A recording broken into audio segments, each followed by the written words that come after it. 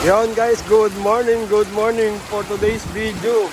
Andito tayo sa Batangas, San Juan, Barangay Abong. Stranded na po tayo rito at hindi makatawid ang mga sasakyan. Ultimo mga 4 wheels hindi makatawid. Mahaba na po yung pila. At kanina punong-puno to kanina. Yung iba nagsibalikan. Yan. Gabewang na po ang bahagyan. Kaya hindi na passable sa daanan. Gala pa. Ayan, salubungin ng bagyo. Namimiss niyo yung ulan ha. Ito, hindi lang ulan, bagyo pa. Marami na pong nagsisibalikan. Gala pa more.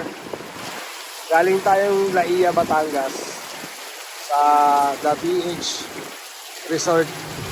Grabe yung break-in ni Bubbles. Napasabak, kagabi pala napasabak no. No choice, hindi natin to isa-sacrifice na itawid sa baha. Mahirap na. Papatilain na lang natin yung ulan at bumaba yung tubig sa kalsada. Nagtanong tayo dito sa lokal dito kung may ibang way pa.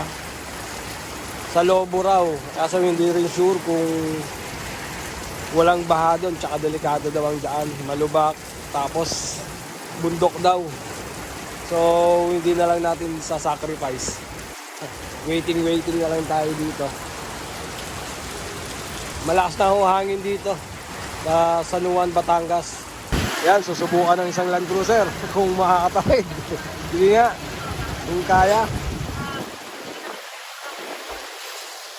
Kasi tinanong ko sa isang lokal dito, hanggang bewang na daw yung baha dyan. Tapos sa unahan, lampas tao na daw.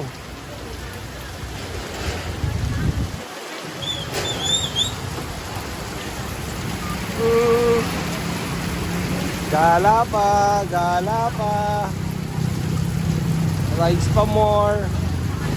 Wrong timing ang break-in ni Bubbles.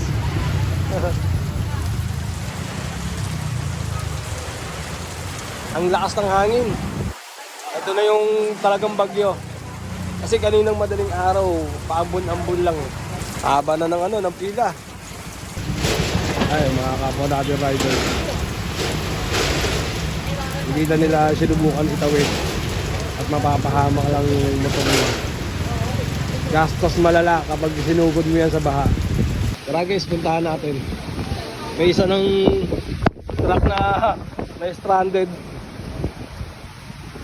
Canter na drop side. Wala, hindi talaga kaya. Tumirik na. Hindi ubra yung motor. Yung mga kotse. Tumirik na yung canter na drop side.